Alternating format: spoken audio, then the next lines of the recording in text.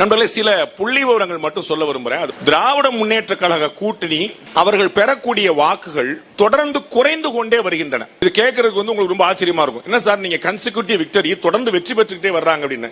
அது ஒரு உண்மை, மறுக்கிறதுல. அதோடைய மறுபக்கம் ஒண்ணு இருக்குது. என்னன்னா, இந்த கூட்டணி தொடர்ந்து எண்ணிக்கையில் டோட்டல் போல்டு ஓட்ஸ்ல அவர்கள் செக்யூர் பண்ணக்கூடிய ஓட்டுகள் 2019 இருந்து 2021 கம்மி, 2021 இருந்து 2024 கம்மி, தொடர்ந்து குறைந்து கொண்டே வருகிறது அப்படிங்கறத பார்க்கணும். 2019 அவங்க ஏடிஎம்கே ஆட்சி இருக்கும்போது, மக்களவை தேர்தல் நடந்த போது 2.27 கோடி வாக்குகள் டிஎம்கே அலைன்ஸ் வாங்குச்சு. 2.25 கோடி 2.25 கோடி ஓட்டு அவங்க வாங்கினாங்க. 53% மொத்த போல்டு ஓட்ஸ்ல 53%. அக்கம் பக்கத்துல யாருமே கிடையாது. அந்த அளவுக்கு 2014 நரேந்திர மோடி அவர்கள் வாங்கின மாதிரியான ஒரு பெர்சன்டேஜ் பெருசா வாங்கினாங்க. ஏடிஎம்கே அலைன்ஸ் கிட்டத்தட்ட சரிபாதியாக 1.3 கோடி ஓட்டு தான் வாங்குச்சு. 2019 31% தான் வாங்கினாங்க. 2021 அசம்பிளில நல்லா யோசிக்கணும். 2019 அது பார்லிமெண்ட் எலெக்ஷன், மக்களவைக்கான தேர்தல்.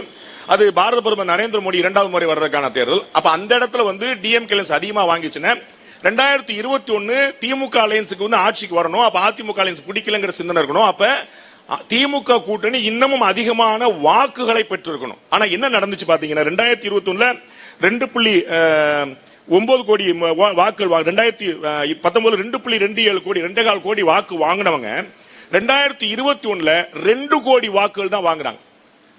25 லட்சம் ஓட்டுகள் திமுக அலையன்ஸுக்கு 2021 சட்டமன்ற தேர்தலில் குறையுது.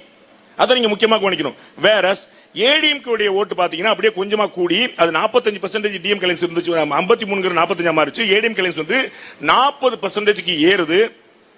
1.83 லட்சம், 1.30 லட்சம் வாங்கியிருந்தாங்க, 1.80 லட்சம் வாங்கினாங்க. 50 லட்சம் ஓட்டு ஏடிஎம்கே அலையன்ஸுக்கு கூடுது, 25 லட்சம் ஓட்டு டிஎம்கே அலையன்ஸுக்கு குறையுது. 2019க்கும் 2021க்கும்